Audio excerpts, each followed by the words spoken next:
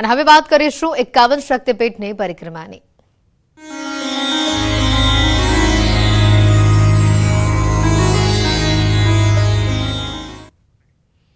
યાત્રાધામ અંબાજીમાં પરિક્રમા મહોત્સવનો આજે બીજો દિવસ છે। અંબાજીમાં આજે ચામર યાત્રા અને પાદુકા યાત્રાનું આયોજન કરવામાં આવ્યું છે। 51 શક્તિપીઠમાં 51 મંદિરમાં પાદુકા અર્પણ કરવામાં આવશે। 750 બસોમાં મોટી સંખ્યામાં ભક્તો પરિક્રમા મહોત્સવમાં દર્શન કરવા આવ્યા છે। મંદિર પરિસર પણ રંગીન લાઇટોથી ઝળહળી ઉઠ્યું છે।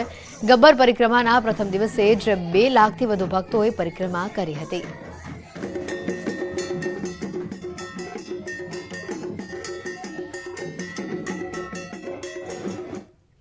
અમદાવાદના સાબરમતી રેલવે સ્ટેશનથી અયોધ્યા સ્પેશિયલ આસ્થા ટ્રેનનું પ્રસ્થાન કરાવાયું હતું। મંત્રી ઋષિકેશ પટેલે લીલી ઝંડી આપી ટ્રેનનું પ્રસ્થાન કરાવ્યું હતું। આ પ્રસંગે શહેરના ભાજપના ધારાસભ્ય, મ્યુનિસિપલ કાઉન્સિલર સહિતના મહાનુભાવો હાજર રહ્યા હતા। આ ટ્રેન થકી 1400થી વધુ રામ ભક્તો અયોધ્યા પહોંચી રામ મંદિરના દર્શન કરશે।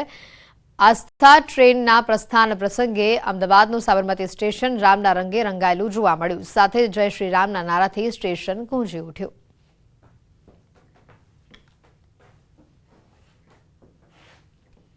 વલસાડમાં ખાડો ખોદવા બાબતે થઈ બબાલ। કુટુંબના જ સભ્યો વચ્ચે થઈ ગઈ લડાઈ।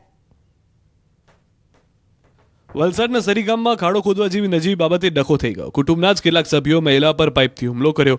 ઘટના કંઈક એવી છે કે જમીનમાં ખાડો કરવા બાબતે કુટુંબમાં વિવાદ થયો હતો, જેમાં મહિલાની કુટુંબના કેટલાક સભ્યો સાથે શાબ્દિક બોલાચાલી થઈ। વાત એટલી આગળ વધી ગઈ કે પાઇપ વડે મહિલાના સાસુ પર હુમલો કર્યો। પરિવારના અન્ય સભ્યો પણ બહાર આવી જતા બંને પક્ષો વચ્ચે ઉગ્ર બોલાચાલી થઈ અને ઝપાઝપી થઈ। આરોપીએ તેમજ જાનથી મારી નાખવાની ધમકી આપતા ભીલાડ પોલીસ મથકે 2 ઇસમો વિરુદ્ધ પોલીસ ફરિયાદ નોંધાઈ હતી। રાજસ્થાનના આબુ રોડમાં બેફામ રફતારનો કહેર સામે આવ્યો। કાર ચાલકે લારીઓ સહિત બાઇકોને અડફેટે લીધી। અકસ્માતમાં 9 લોકો ઘાયલ થયા, જ્યારે તેમાં 4ની હાલત ગંભીર હોવાનું સામે આવ્યું। આબુ રોડ નજીક અંબાજી ચોકડી પાસેનો આ બનાવ છે। ઘાયલોને નજીકની હોસ્પિટલમાં સારવાર માટે ખસેડાયા છે। સ્થાનિકોએ કાર ચાલકને પકડી મેથી પાક ચખાડ્યો હતો।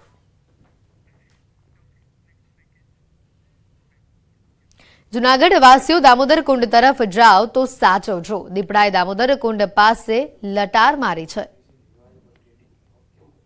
જૂનાગઢમાં ગિરનારની ગોદમાં ફરી એક વખત દીપડો દેખાયો। દામોદર કુંડ નજીક આવેલી મુચુકુંદ ગુફાની આસપાસ દીપડાએ આટાફેરા કર્યા।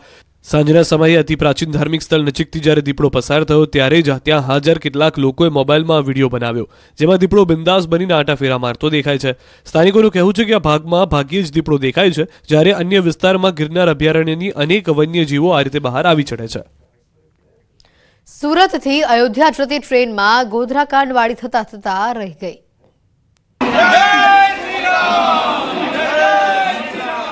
ફરી રામના દુશ્મનોએ રામ ભક્તો પર કર્યો પથ્થરમારો। સુરતથી ઉત્સાહ સાથે ભગવાન રામના ભક્તો અયોધ્યા ભવ્ય રામ મંદિર દર્શન માટે જઈ રહ્યા હતા। આખી ટ્રેન ભગવાન રામમય હતી। જય શ્રી રામના નારા લાગી રહ્યા હતા। આસ્થાની ટ્રેન મહારાષ્ટ્રના નંદુરબાર નજીક પહોંચી ત્યારે જ રામ ભક્તોમાં હાહાકાર મચી ગયો। ચાલુ ટ્રેનમાં જીવ બચાવવા દોડાદોડી થઈ ગઈ। કેટલાક ભગવાન રામના દુશ્મનોએ અયોધ્યા જતી ટ્રેન પર પથ્થરમારો કર્યો।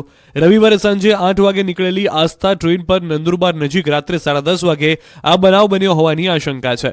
ટ્રેન નંદુરબાર રેલવે સ્ટેશનથી અંદાજે 1 કિલોમીટર બાદ આ બનાવ બન્યાની ચર્ચા છે। રેલવે પોલીસના મતે સ્થળ નિરીક્ષણ પર રેલવે પર કોઈ પથ્થરમારાના નિશાન મળ્યા નથી। જોકે પ્રવાસીઓની ફરિયાદના પગલે રેલવે પોલીસે ચેકિંગ દરમિયાન ટ્રેનની પાસેની જાળીઓમાં બેઠેલા માનસિક રીતે બીમાર એક વ્યક્તિની અટકાયત કરી છે। હાલમાં મામલે કોઈ ફરિયાદ નોંધાઈ નથી। ટ્રેનમાં કુલ 1340 યાત્રીઓ સવાર હતા। રેલવે પોલીસના નિરીક્ષણમાં પથ્થરમારાના કોઈ નિશાન નથી મળ્યા। જોકે સુરતના એક યાત્રીએ વિડીયોથી મોટો દાવો કર્યો છે। મોડી રાત્રે ટ્રેન પર પથ્થરમારો થયો હોવાનો દાવો કર્યો। કેટલાક પથ્થરમારો ટ્રેનની બારીમાંથી અંદર આવ્યા હતા। ટ્રેન પર પથ્થરમારો થતા પ્રવાસીઓમાં ડરનો માહોલ ફેલાઈ ગયો હતો। કેટલાક યાત્રીઓએ તરત જ ટ્રેનની બારીઓ બંધ કરી બચાવ માટે પ્રયાસ કર્યા હતા, છતાં 2-4 પથ્થરો તો ટ્રેનની અંદર આવી જ ગયા હતા। પોલીસે પ્રારંભિક તપાસ કરીને મોડી રાત્રે ટ્રેનને નંદુરબાર રેલવે સ્ટેશનથી રવાના કરી દીધી હતી।